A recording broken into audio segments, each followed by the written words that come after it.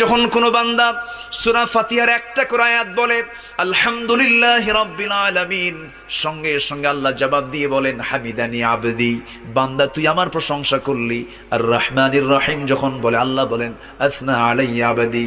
মালিক ইয়াউমিদ্দিন যখন বলে আল্লাহ বলেন মাজ্জাদানি আবদি। এরপরে যখন বলে ইয়াকা না'বুদু ওয়া ইয়াকা নাস্তাঈন পর্যন্ত যখন বলে আল্লাহ বলেন বান্দারে তুই আমার কাছে কি চাস, প্রাণ খুলে চা রে বান্দা। ইহদিনাস সিরাতাল মুস্তাকিম থেকে শুরু করে নিয়া ওয়ালাদ-দাল্লিন পর্যন্ত যখন বান্দা বলে তখন আল্লাহ বলেন বান্দা নামাজের মধ্যে এমন প্রেমের খেলা খেললি বান্দা, তুই যা চাইলি সব আমি আল্লাহ কবুল করলাম। ওই বান্দা যখন রুকুতে যায় আল্লাহ তখন অস্থির হন।